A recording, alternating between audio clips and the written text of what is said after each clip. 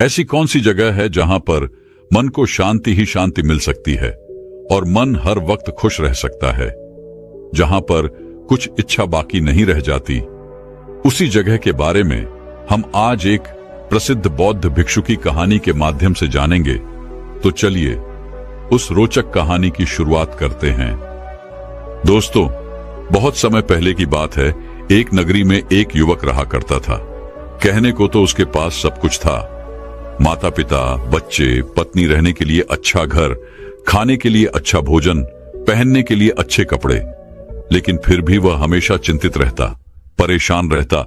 वह अच्छा कमा भी लेता था, लेकिन फिर भी उसे चैन नहीं था। उसके मन को सुकून नहीं था। वह हमेशा बेचैन रहता और सुकून की तलाश में रहता। वह अपने आसपास के कुछ लोगों को हमेशा घूमते फिरते देखता, हमेशा खुश रहते देखता। उसे लगता कि शायद जीवन का असली सुकून घूमने फिरने में है, मजे करने में है और खुश रहने में है। मित्रों के साथ अलग अलग जगहों पर घूमने जाना, मौज मस्ती करना, यही जीवन का सुकून है। तभी एक दिन उस व्यक्ति की मुलाकात एक ऐसे व्यक्ति से हुई जो हर दिन केवल घूमा करता, मौज मस्ती किया करता। इसके अलावा उसके पास और कोई काम नहीं था। उस युवक ने उस घूमने वाले व्यक्ति से कहा, मित्र, तुम्हें घूमने फिरने में तो बहुत आनंद आता होगा। हर जगह नई नई चीजें देखने को मिलती होंगी, हर जगह कुछ नया सीखने को मिलता होगा। तुम्हारे जीवन में तो बहुत खुशियां हैं, तुम हमेशा खुश रहते होगे, तुम्हारे जीवन में बहुत सुकून भी होगा, तुम चैन से अपना जीवन व्यतीत कर रहे हो।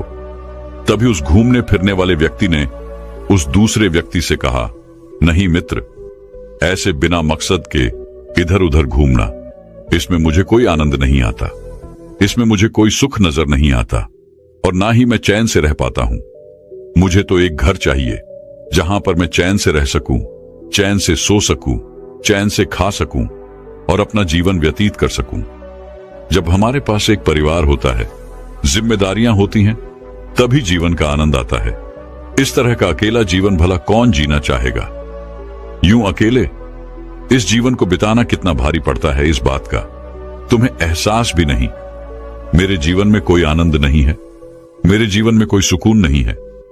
उस घूमने फिरने वाले व्यक्ति की यह बात सुनकर उस व्यक्ति का यह भ्रम टूट गया कि घूमने फिरने में मजा आता है, आनंद आता है और इसी में जीवन का सुख है। तब वह व्यक्ति एक ऐसे व्यक्ति की तलाश में निकल पड़ा जो उसे यह कह सके कि उसका जीवन वह सुकून से बिता रहा है। उसने सभी से जाकर यह पता करना शुरू किया कि क्या उनका जीवन वह चैन से बिता रहे हैं। सबसे पहले वह एक व्यापारी के पास गया और उसने उस व्यापारी से कहा, आपके पास तो इतना धन है, शानो शौकत है, अच्छा खासा व्यापार है, सब कुछ अच्छा चल रहा है, आपकी जिंदगी तो बड़े सुकून से बीत रही होगी। तभी वह व्यापारी उस व्यक्ति से कहता है, कैसा सुकून? मुझे तो हमेशा यह चिंता सताती रहती है कि मेरा व्यापार कहीं डूब गया, कहीं मुझे अपने व्यापार में घाटा हुआ तो मैं क्या करूंगा। हर वक्त मेरे विरोधी मेरा व्यापार मुझसे छीनने का प्रयत्न करते रहते हैं। यदि वह मुझसे आगे निकल गए तब तो मेरा व्यापार पूरी तरह से चौपट हो जाएगा। तो ऐसे में मुझे सुकून कहां है? मैं तो हमेशा परेशान रहता हूं, चिंतित रहता हूं। उस व्यापारी की यह बात सुनकर वह व्यक्ति वहां से चल पड़ता है और फिर जाकर एक किसान से यही बात करता है।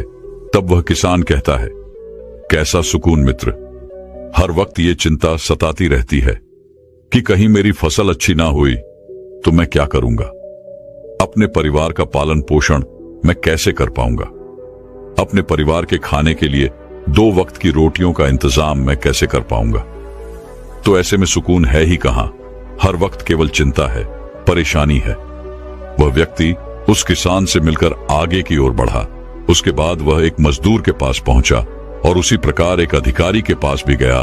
जहां जहां वह जा सकता था, जहां जहां वह सोच सकता था, वह सबके पास गया, लेकिन उसे कहीं भी कोई भी ऐसा व्यक्ति नहीं मिला जो यह कह सके कि उसके जीवन में खुशियां हैं, उसके जीवन में वह सुकून है और वो अपने उस जीवन को बड़ी ही सुकून के साथ जी रहा है और उसे अपने जीवन में अब कुछ नहीं चाहिए। जो कुछ चाहिए था वो उसे मिल चुका है। जब वह सबसे मिलकर थक चुका और उसे कोई ऐसा व्यक्ति नहीं मिला, तब वह राजा के पास पहुंचा और उसने राजा से कहा, है महाराज, यदि आपकी आज्ञा हो तो मैं आपसे एक प्रश्न पूछना चाहता हूं। राजा ने उस युवक की बात सुनी और उस युवक से कहा, अवश्य। तभी वह व्यक्ति राजा से कहता है राजन, क्या आपके जीवन में सुकून है? आपके पास तो वह सब कुछ है जो एक व्यक्ति को चाहिए, धन, दौलत, ऐश्वर्य, वैभव, शान और शौकत। आपके पास तो किसी चीज की कोई कमी नहीं है। जो चीज आपको चाहिए वह आपको तुरंत मिल जाती है, और मुझे लगता है कि आप ही वो हैं जो अपने जीवन को सुकून के साथ जी रहे होंगे। तो क्या आपके जीवन में सुकून है? राजा उस युवक की यह बात सुनकर जोर से हंस पड़ा और कहने लगा, युवक, जो सुकून तुम अपने जीवन के लिए ढूंढ रहे हो वही तो हम भी ढूंढ रहे हैं। कहने को तो हमारे पास सब कुछ है, पर हमेशा कुछ ना कुछ कमी लगी ही रहती है। बस वही छोटी सी कमी हमारे जीवन का सुख, चैन सब लूट कर चली जाती है। लेकिन यदि तुम्हें कहीं सुकून मिल जाए तो मुझे भी अवश्य बताना, क्योंकि हमें भी अपने जीवन में सुकून की सख्त आवश्यकता है। हम भी अपने जीवन को चैन से जीना चाहते हैं। राजा की यह बात सुनकर वह युवक निराश होकर वापस घर की ओर लौट रहा था, और उसे यह भी यकीन हो चुका था कि किसी भी मनुष्य के जीवन में कभी भी सुकून जैसी कोई चीज नहीं हो सकती। एक मनुष्य हमेशा अधूरा ही रहता है, वह हमेशा बेचैन ही रहता है। उसकी इच्छाएं कभी पूरी नहीं हो सकती, वह कभी भी तृप्त नहीं हो सकता। वह यह सोचता हुआ अपने घर की ओर आगे बढ़ रहा था कि तभी उसने एक वृक्ष देखा। वह वृक्ष उसे अति सुंदर लग रहा था, जिस कारण वह वहीं पर बैठ गया और मन ही मन यह बड़बड़ा रहा था कि इस दुनिया में कोई सुखी नहीं है। हर कोई अपनी अपनी समस्याओं से परेशान है। किसी को किसी चीज की कमी है, तो किसी के पास सब कुछ होते हुए भी वह अपने मन से, अपने इच्छाओं से परेशान है। तभी अचानक पीछे से एक आवाज आई, और जब उस व्यक्ति ने पीछे मुड़कर देखा तो वहां पर एक साधु खड़े थे। वह साधु उस व्यक्ति से कहते हैं, बेटा, बहुत जोरों की भूख लगी है, क्या कुछ भोजन मिलेगा? तभी वह युवक उन साधु से कहता है महाराज, आप जितना कहेंगे मैं आपको उतना भोजन दूंगा, लेकिन उससे पहले आपको मेरे एक सवाल का जवाब देना होगा। उन साधु ने कहा, पूछो, तुम क्या जानना चाहते हो? तभी वह युवक उन साधु से कहता है महाराज, मैं तो बस इतना जानना चाहता हूं कि क्या इस सृष्टि में कोई ऐसा व्यक्ति है जिसके जीवन में सुकून है? मैंने बहुत तलाश की, मैंने कई लोगों से बात की, उनके बारे में जाना, उनके जीवन के बारे में जाना, लेकिन हर कोई एक ही बात कहता है कि वह अपनी कुछ ना कुछ समस्याओं से हमेशा परेशान ही रहते हैं। उन्हें एक पल के लिए चैन नहीं है। यहां तक कि मैं राज्य के राजा के पास भी गया था, उन्होंने भी यही बात कही कि किसी न किसी चीज की कमी के कारण हमेशा मन बेचैन रहता है, इसे एक पल के लिए चैन नहीं रहता। तभी वह साथ उस युवक की इस बात का जवाब देते हुए कहते हैं, बेटा, तुम गलत खोज रहे हो।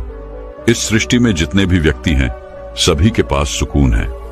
यह बात सुनकर वह व्यक्ति चौंक उठा और उन साधु से कहता है, यह आप क्या कह रहे हैं?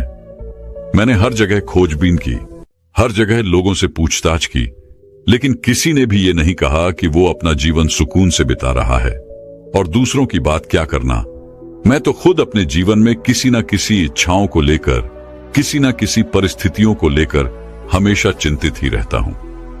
फिर भला आप ये कैसे कह सकते हैं कि सबकी जिंदगी चैन से भरी हुई है, सभी के जीवन में सुकून है? तभी वह साधु उस युवक की इस बात का जवाब देते हुए कहते हैं, बेटा, जिस सुकून की तलाश तुम कर रहे हो वह सभी के जीवन में है। बस फर्क इतना है कि हम मनुष्य हमेशा उन चीजों के पीछे भागते रहते हैं जो हमारे पास नहीं होती। तभी वह युवक उन साधु से कहता है महाराज, आप क्या कहना चाहते हैं? मुझे आपकी बात समझ नहीं आई, कृपया आप इसे साफ स्पष्ट तौर पर समझाइए। तभी वह साधु उस युवक से कहते हैं, बेटा, तुम्हारे पास भी सब कुछ है, अच्छा घर है, खाने के लिए अच्छा भोजन है, अच्छे कपड़े हैं, माता पिता, पत्नी, बच्चे, तुम्हारा परिवार भला फुला हुआ है, लेकिन तुमको अपनी इच्छाओं की पूर्ति करनी है। जैसे कि अभी तुम यह जानना चाहते हो कि क्या किसी के जीवन में सुकून है। यह तुम्हारी इच्छा तुम्हें यहां वहां दौड़ा रही है, तुम्हें इधर उधर नचा रही है, और इसी एक इच्छा ने तुम्हारे मन की बेचैनी बढ़ा दी है, जिस कारण जो सुकून तुम्हारे पास होना चाहिए था वह अब नहीं है। तभी वह युवक उन साधु से कहता है महाराज, मुझे आपकी बात अभी भी समझ नहीं आई, आखिर आप क्या कहना चाहते हैं? तभी वह साधु उस व्यक्ति से कहते हैं, बेटा, किसी भी व्यक्ति को सुख कब मिलता है, उसके मन को चैन कब आता है? तभी वह युवक उन साधु की इस बात का जवाब देते हुए कहता है महाराज, जब किसी मनुष्य की कोई इच्छा पूरी हो जाए, जब वह कोई चीज चाह रहा हो और उसे वे मिल जाए, तो उसका मन अति प्रसन्न होता है, और जब वह उस चीज को पा लेता है तभी उसे चैन मिलता है। तभी वह साधु उस व्यक्ति से कहते हैं, तुमने बिल्कुल ठीक कहा, लेकिन मेरी एक बात याद रखना कि इच्छाएं कभी भी हमें सुकून वे चैन नहीं दे सकती, चाहे तुम अपनी कितनी भी बड़ी इच्छाओं की पूर्ति क्यों ना कर लो। ये तुम्हारे पास जो चैन है, जो तुम्हारे पास सुख है, यह भी तुमसे छीन लेती है। तभी वह युवक उन साधु से कहता है महाराज, तब क्या हमें अपनी इच्छाओं की पूर्ति नहीं करनी चाहिए? क्या हमें सुख के पीछे नहीं भागना चाहिए? तभी वह गुरु उस व्यक्ति से कहते हैं, बेटा, मैं ऐसा नहीं कह रहा कि तुम्हें अपनी इच्छाओं की पूर्ति नहीं करनी चाहिए, लेकिन जिस चैन की तलाश में तुम हो, जिस सुकून की तलाश में तुम हो, यह सभी के पास है, यह मिलता नहीं है, यह तो सबके पास ही है। बस इसके लिए तुम्हें एकांत चाहिए, और जब तुम एकांत में इसे देखते हो, इसे समझते हो, तो आनंद की वर्षा होती है। जिस व्यक्ति के पास एकांत है उसके पास आनंद भी है, और जिस व्यक्ति के पास आनंद है वह दुनिया का सबसे मजबूत और सबसे शक्तिशाली व्यक्ति है। ऐसा मनुष्य किसी भी स्थिति में, किसी भी परिस्थिति में डगमगाता नहीं है, चाहे सुख हो या फिर चाहे वह अपने अंतिम समय को ही क्यों न प्राप्त कर रहा हो, लेकिन वह आनंद से भरा रहता है, उसका मन खुशहाली से भरा रहता है। तभी वह युवक उन साधु से कहता है महाराज, आखिर आप ये सब क्या बातें कर रहे हैं? मुझे अब तक आपकी कोई भी बात पूरी तरह से समझ नहीं आई। यदि आप कोई उदाहरण देकर बताएं तो मुझे और अच्छे से समझ में आ सकता है। तभी वे साधु उस युवक को अपने साथ अपने आश्रम ले गए। वहां पर एक कुत्ता था। उस कुत्ते की ओर इशारा करते हुए वह साधु उस व्यक्ति से कहते हैं, तुम कुत्ते को देख पा रहे हो? तब वह व्यक्ति कहता है, हां गुरुवर, मैं उस कुत्ते को देख पा रहा हूं। तभी वह साधु उस व्यक्ति से कहते हैं, बेटा, तुम उसकी पूंछ को देख रहे हो, वह उससे किस तरह से हिला रहा है? इस पर वह व्यक्ति कहता है, हां महाराज, मैं देख रहा हूं कि वह अपने पूंछ को किस तरह से हिला रहा है। तभी वह साधु उस युवक से कहते हैं, बेटा, एक कुत्ते के लिए अपनी उस पूंछ को हिलाना ही उसके लिए सबसे बड़ा सुख है, उसका सबसे बड़ा आराम है, और वह उसके लिए बहुत खास है, और वही उसके लिए सबसे बड़ा चयन। तभी वह व्यक्ति उन साधु से कहता है महाराज, पर इससे क्या अर्थ निकलता है? आखिर वह एक कुत्ता है और उसे अपनी पूंछ हिलानी पसंद है, तो इससे सुख और चैन का क्या लेना देना? तभी वह साधु उस व्यक्ति से कहते हैं, तुम यहीं पर रुको, मैं तुम्हें अभी दिखाता हूं। इतना कहकर उन साधु ने उस कुत्ते की पूंछ पकड़कर उस कुत्ते के सामने दिखानी शुरू कर दी।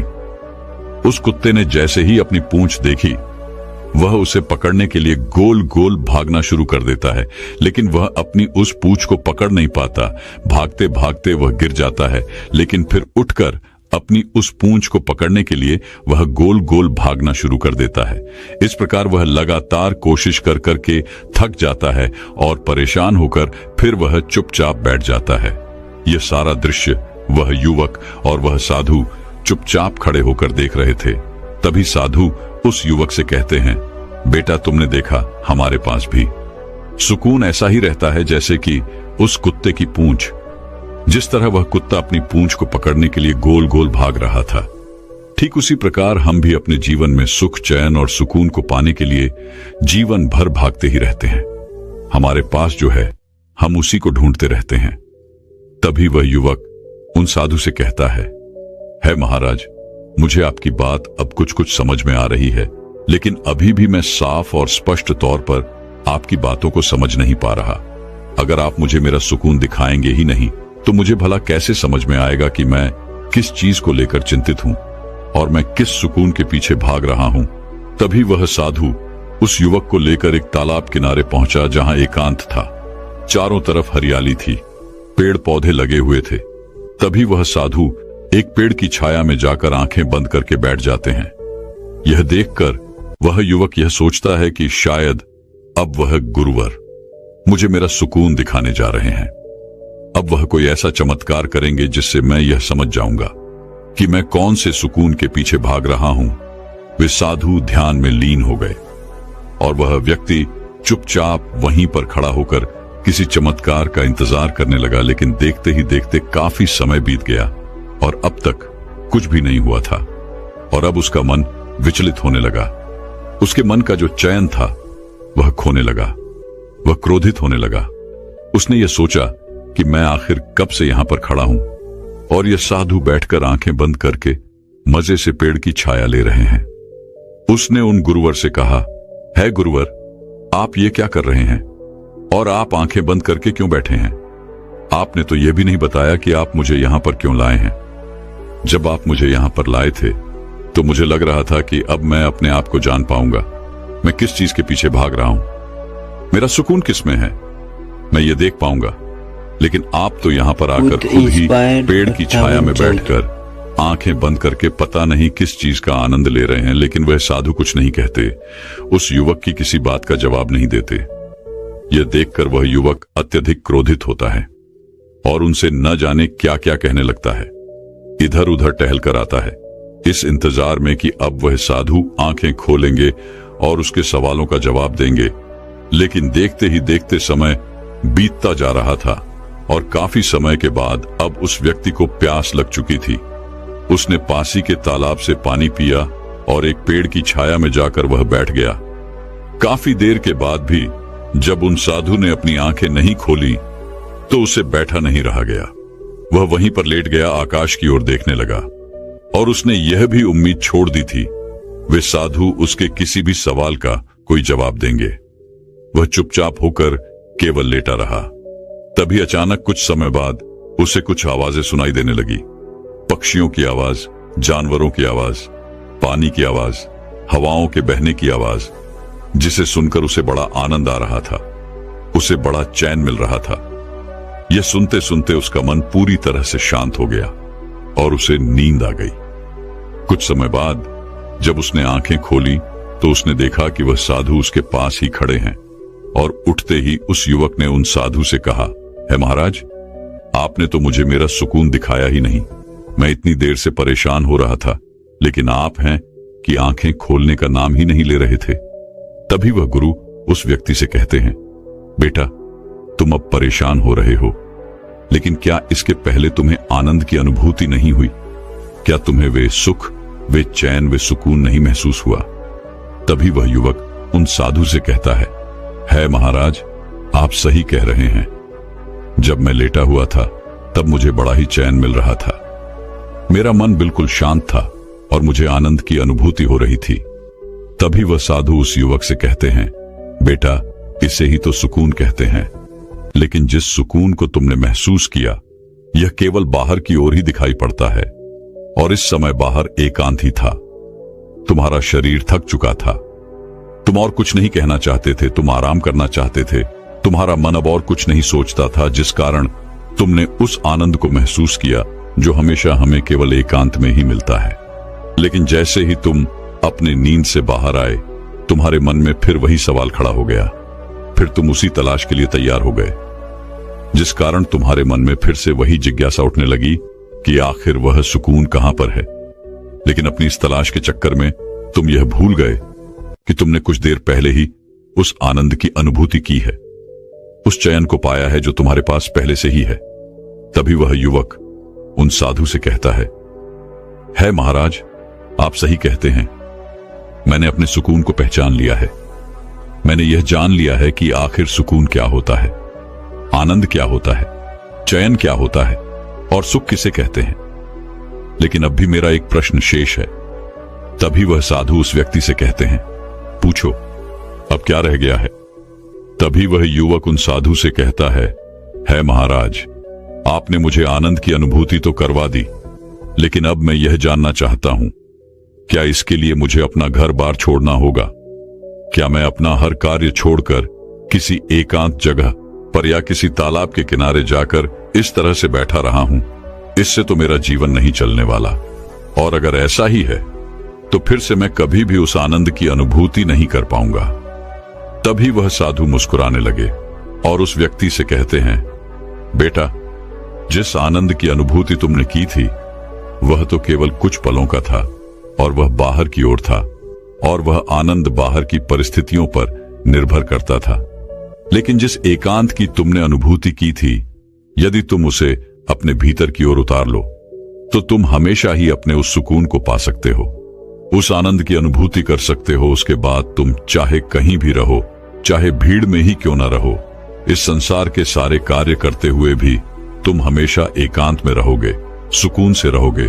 तब तुम जो भी करना चाहोगे वह तुम अवश्य कर पाओगे, क्योंकि जिस काम में आनंद होता है, सुकून होता है, एकांत में जो भी कार्य किया जाता है वह हमेशा सफल होता है। तभी वह व्यक्ति उन साधु से कहता है महाराज, पर भीतर की ओर कैसे उतरा जाता है? मैं भीतर की ओर अपने इस आनंद की अनुभूति को कैसे प्राप्त कर सकता हूं? तभी वह साधु उस व्यक्ति से कहते हैं, बेटा, इसका केवल एक ही मार्ग है और वह है ध्यान। ध्यान करके तुम अपने भीतर की ओर उतार सकते हो, अपने आप को और अच्छी तरह से जान सकते हो, पहचान सकते हो, अपने आनंद की अनुभूति भी कर सकते हो। मन के एकांत पर ध्यान दो, भीड़ का हिस्सा मत बनो, अपने शरीर की ऊर्जा को व्यर्थ न जाया करो, बल्कि इसका इस्तेमाल शांत रहकर, एकांत रहकर अपने भीतर उतरने में अपना पूरा ध्यान लगाओ। जब तुम एकांत में रहोगे तब तुम्हें तुम्हारी हर समस्या का समाधान भी मिल जाएगा और तुम्हारा काम सफल होगा, क्योंकि तुम हर काम को अपने पूरी लगन और मेहनत से कर पाओगे। और यदि तुम किसी लक्ष्य को पाना चाहते हो तो यही ध्यान तुम्हें तुम्हारे लक्ष्य तक पहुंचाने में तुम्हारी मदद भी करेगा। तुम जीवन की उन हर सफलताओं को हासिल कर सकोगे जो तुम चाहते हो। इतना कहकर वह साधु शांत हो गए और वह व्यक्ति उन साधु को प्रणाम करके कहता है महाराज, मुझे आपकी सारी बातें अच्छी तरह से समझ में आ चुकी हैं। इतना कहकर युवक अपने घर की ओर लौट आया। तो दर्शकों, चलिए अब विश्व की सर्वश्रेष्ठ अगली कहानी की शुरुआत करते हैं। ये कहानी बहुत पहले की है। एक नगरी में एक व्यक्ति रहा करता था जिसका इस संसार से मन भर चुका था, जो इस संसार की मोह माया को त्याग देना चाहता था। उसने एक दिन फैसला किया, इस जीवन की हर मोह माया को त्याग देगा। उसने अपना मन बना लिया था। उस व्यक्ति ने सन्यासियों का जीवन देखा था और उसने ये तय कर लिया था कि वह भी अब एक सन्यासी बनेगा। वह तुरंत ही अपने घर से निकलकर वो तुरंत ही पास में रह रहे एक बौद्ध भिक्षु के पास जाता है और उनसे कहता है कि मुझे एक सन्यासी जीवन जीना है। मैं अब इस संसार की वह माया को त्याग देना चाहता हूं। मुझे सन्यासी का जीवन जीना है। इस पर वह बौद्ध भिक्षु उस व्यक्ति से कहते हैं, क्या तुम सच में एक सन्यासी जीवन जीना चाहते हो? क्या तुमने यह तय कर लिया है कि तुम्हें अब सन्यासी बनना है? इस पर वह व्यक्ति उन बौद्ध भिक्षु के सवाल का जवाब देते हुए कहता है, जी बिल्कुल, मैंने यह तय कर लिया है। मुझे इस संसार की मोह माया को त्यागना है। उस व्यक्ति की इस बात को सुनकर वो बौद्ध भिक्षु कहते हैं, तो ठीक है, लेकिन तुम्हें मेरी एक बात माननी होगी। उस पर वह व्यक्ति कहता है कि मैं आपकी सारी बातें मानने के लिए तैयार हूं। वह बौद्ध भिक्षु कहते हैं, तो ठीक है, आज के बाद तुम मुझसे कभी नहीं मिलोगे। जब मुझे लगेगा और मुझे कोई जरूरत होगी तो मैं तुम्हें खुद ही बुला लूंगा। हमारे आश्रम में 1000 से ज्यादा सन्यासी रहते हैं। तुम्हें भी उन्हीं की तरह रहना होगा, उन्हीं की तरह खाना होगा, उन्हीं की तरह पीना और उन्हीं की तरह वस्त्र पहनने होंगे। और जैसा वो जीवन जी रहे हैं, ठीक उसी प्रकार का जीवन तुम्हें भी जीना होगा। इस पर वह व्यक्ति कहता है कि ठीक है गुरुवार, मैं तैयार हूं। इतना कहकर वो उन बौद्ध भिक्षु को प्रणाम करता है, उनसे आज्ञा लेता है और आश्रम की ओर चला जाता है। आश्रम में जाने के बाद उसे एक कमरा मिलता है। उस कमरे में वो जाकर चुपचाप बैठ जाता है। आश्रम में रहने वाले सभी लोग उसे चावल कूटने का काम देते हैं। वह व्यक्ति हर रोज उन 1000 सन्यासियों के लिए चावल कूटने का काम करने लगा। जब भी वो थक जाया करता तो वो वहीं पर सो जाया करता था, और जब उसकी नींद खुलती तो वापस वो अपने काम पर यानी कि चावल कूटने में लग जाया करता था। ठीक इसी प्रकार उस व्यक्ति के कई दिन बीत गए। उसे लगता था कि जब भी गुरुदेव को उसकी जरूरत होगी तो वो उसे खुद ही बुला लेंगे। उसे ये सोचने की जरूरत नहीं है कि उसे गुरुवर से मिलना चाहिए, और इसी इंतजार में वो व्यक्ति इसी तरह से रहने लग जाता है।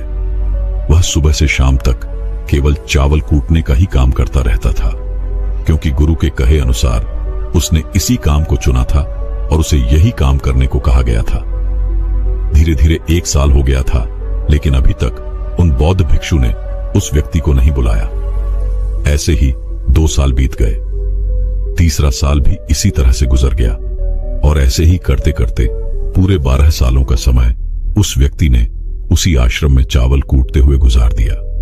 अभी तक उन बौद्ध भिक्षु ने उस व्यक्ति को कभी नहीं बुलाया, लेकिन इस वक्त के दौरान उस व्यक्ति के मन में अब कोई विचार नहीं रह गए थे, ना ही कोई अड़चने, ना ही कोई समस्या।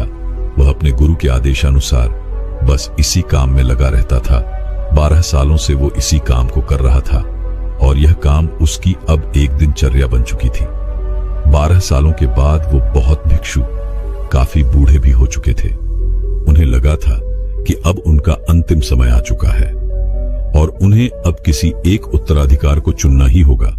इसलिए उन्होंने आश्रम में घोषणा करवा दी कि जो कोई भी मेरा उत्तराधिकार बनना चाहता है वो अंधेरी रात में मेरे कमरे की बाहरी दीवार पर 4 पंक्तियां लिखकर जाएगा, और उन पंक्तियों में उसे ये बताना होगा कि इस जीवन को जीने का सही तरीका क्या है, इस जीवन को किस तरह से जीना सही है। इस जीवन का सत्य लिखना होगा, लेकिन एक बात याद रखना कि उसे यह खुद से ही लिखना होगा और खुद के जीवन का अनुभव बताना होगा। जो भी यह बताने में सफल हो जाएगा वही असली उत्तराधिकारी बन पाएगा। यूं तो उस आश्रम में रहने वाले सभी उन बौद्ध भिक्षु को बहुत माना करते थे, उनका आदर किया करते थे, लेकिन इस तरह से कोई भी उन्हें धोखा नहीं देना चाहता था। उन बौद्ध भिक्षु के सामने खुद को एक सही और सफल उत्तराधिकार साबित करना बहुत ही मुश्किल था। चाहत तो सभी शिष्यों के मन में थी कि वो एक उत्तराधिकारी बने, लेकिन कोई भी ये काम करना नहीं चाहता था।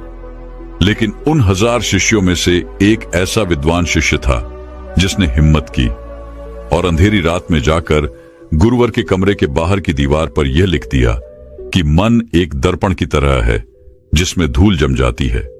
उस धूल को साफ कर दो तो सत्य अनुभव में आ जाता है और सत्य मिल जाता है।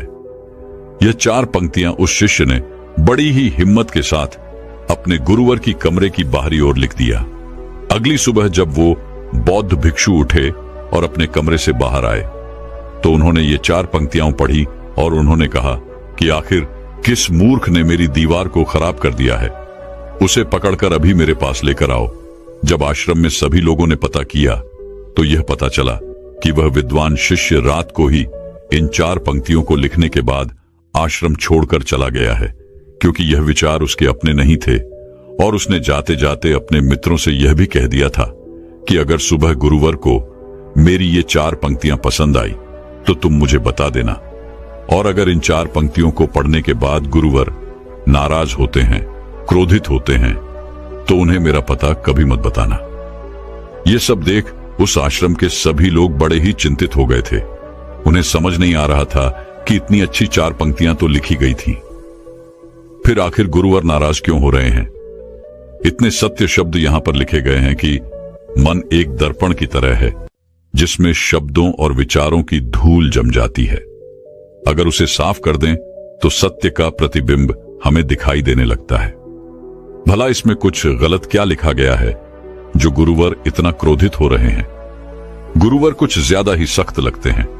देखते हैं कि गुरुवर को ऐसा उत्तराधिकारी कहां से मिलता है जिसके पास इससे भी उच्च विचार होंगे। पूरे आश्रम में सभी लोग बस यही बातें कर रहे थे कि आखिर गुरुवर को उनका मन पसंदीदा उत्तराधिकार कहां से मिलेगा। उस आश्रम में रहने वाले 4 शिष्य आपस में यही बातें कर रहे थे, और वह यह बातें करते करते उस चावल कुटने वाले व्यक्ति के पास से गुजर जाते हैं। वह व्यक्ति ये सारी बातें सुन लेता है और जोर जोर से हंसने लगता है। वे चारों ये देख उस व्यक्ति से पूछते हैं कि इसमें हंसने वाली बात क्या है? तुम्हें इसमें क्या गलत लगा कि तुम्हें इस पर हंसी आ रही है? इस पर वह व्यक्ति जवाब देते हुए कहता है कि गुरुवर सही तो कह रहे हैं, किसी ना समझ ने ही ये सब लिखा होगा। यह सुन वो चारों शिष्य क्रोधित हो जाते हैं और उस व्यक्ति से कहते हैं कि तुम्हें क्या पता, तुम तो 12 सालों से सिर्फ चावल ही कूट रहे हो। तुम्हें किस बात का ज्ञान है? ना ही तुम्हें शास्त्रों का ज्ञान है और ना ही तुम्हें गुरुवर ने कभी भी कोई ज्ञान दिया है। फिर तुम्हें क्या पता है? अगर तुम्हें इतना ही ज्ञान है तो तुम ही कोई अच्छे शब्द क्यों नहीं बता देते? वह व्यक्ति हंसते हुए कहता है कि ठीक है, मैं जरूर बता दूंगा, लेकिन इतने सालों से मैं चावल कूट रहा हूं तो मुझे लिखने की आदत अब नहीं रही।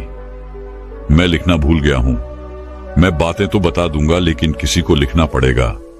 और यह भी याद रखना कि मुझे उत्तराधिकारी बनने का कोई शौक नहीं है, और अगर किसी ने मुझे यह उपाधि देनी भी चाहिए तो मैं इसे ग्रहण नहीं करूंगा। मैं अपने कान पकड़ता हूं, लेकिन इन विचारों को कभी नहीं बताऊंगा। इस पर वो चारों शिष्य कहते हैं कि ठीक है, तुम्हें यह उपाधि कोई नहीं देगा, लेकिन वो क्या शब्द हैं? तुम बताओ तो सही, हम लिखते हैं। इस पर वह व्यक्ति कहता है कि अच्छा ठीक है, तब लिखो जो मैं कह रहा हूं। कैसा दर्पण, कैसी धूल, ना कोई दर्पण ना कोई धूल। जो इसे जान लेता है वो सत्य को प्राप्त हो जाता है। यह बात गुरु के कानों में पड़ जाती है। आधी रात को वह गुरु व उस चावल कूटने वाले व्यक्ति के पास आते हैं और उसे कहते हैं कि तुम यहां से चले जाओ, वरना यहां पर रहने वाले आश्रम के सभी 1000 लोग तुम्हें छोड़ेंगे नहीं। ये मेरा चोगा ले लो। तुम मेरा उत्तराधिकारी बनना चाहो या फिर ना चाहो, इससे कोई फर्क नहीं पड़ता कि तुम उत्तराधिकारी बनो या ना बनो, लेकिन जो शब्द तुमने कहे थे वही शब्द असली सत्य है और जीवन के अनुभव को दर्शाते हैं। इसलिए मन ही मन मैंने तुम्हें अपना उत्तराधिकारी मान लिया है। और अगर यह बातें इन 1000 आश्रम के लोगों तक पहुंच जाएगी तो फिर ये लोग तुम्हें छोड़ेंगे नहीं। ये लोग बर्दाश्त नहीं कर पाएंगे कि एक चावल कुटने वाला व्यक्ति उत्तराधिकारी भला कैसे बन सकता है, जिसे शास्त्रों का भी कोई ज्ञान नहीं है। वह भला कैसे सत्य को प्राप्त कर सकता है? वह भला आत्मज्ञान को कैसे प्राप्त कर सकता है? और यहाँ पर शास्त्र जाने वाले सभी लोग सिर्फ सर पीटते रह जाएंगे। इसलिए तुम यहाँ से चले जाओ और कहीं और अपनी दुनिया बनाओ। इस पर महात्मा बुद्ध ने भी अपने एक शिष्य से कहा था कि जब तुम्हारे मन के सारे विचार शांत हो जाएंगे, तुम्हारे भीतर विचार आना बंद हो जाएंगे, उस दिन तुम्हें सत्य का अनुभव हो जाएगा। तुम सत्य का अनुभव करोगे और खुद को और इस ब्रह्मांड को भी समझ पाओगे। और यही बुद्धत्व प्राप्ति का पहला कदम है। मन को शांत करने का पहला तरीका जो बोध ग्रंथों में बताया गया है वह है खुद के विचारों पर काम करना। इन्हें अच्छे से समझना कि आखिर आपके अंदर कौन से विचार उत्पन्न हो रहे हैं, आपके अंदर आखिर क्या चल रहा है। इन्हें अच्छी तरह से और जागरूकता के साथ समझने की कोशिश करना, न कि अपने विचारों को दबाने की कोशिश करना। अगर आप अपने मन के विचारों को दबाने की कोशिश करते हैं तो यह गलत होगा, जिसकी वजह से मन और भी तेजी से भटकने लगेगा और बार बार भटकेगा। लेकिन जब भी आपको ऐसा लगने लगे कि आपका मन और भी तेजी से भटक रहा है, तो तब तुरंत उस पर ध्यान देना शुरू कर दें। उसको जागरूकता के साथ देखें, अपने विचारों पर ध्यान दें और उनका निरीक्षण करना शुरू कर दें। निरंतर प्रयासों के बाद आप यह पाएंगे कि आपके अंदर विचारों को जागरूक होकर देखने की एक आदत सी लग गई है।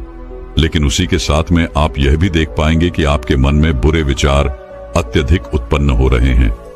आपके मन में जो भी विचार उत्पन्न हो रहे हैं वो सकारात्मक भी हो सकते हैं और नकारात्मक भी हो सकते हैं। उनसे आपको कोई भी छेड़खानी बिल्कुल नहीं करनी है। बस आपको अपने प्रयास पर काम करते रहना है। निरंतर जागरूकता के साथ अपने विचारों पर ध्यान देते रहना है।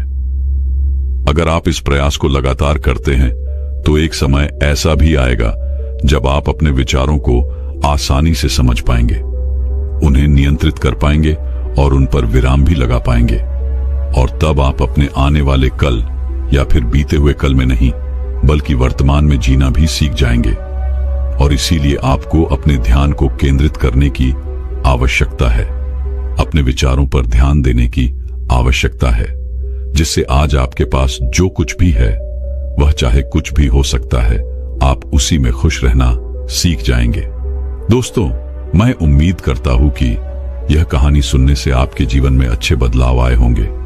आपको इस वीडियो से क्या सीखने मिला ये कमेंट करके जरूर बताएं और अपने परिवार, दोस्तों या आपके करीबी इंसान के साथ ये कहानी शेयर करके उन्हें भी इस ज्ञान से परिचित करवाएं।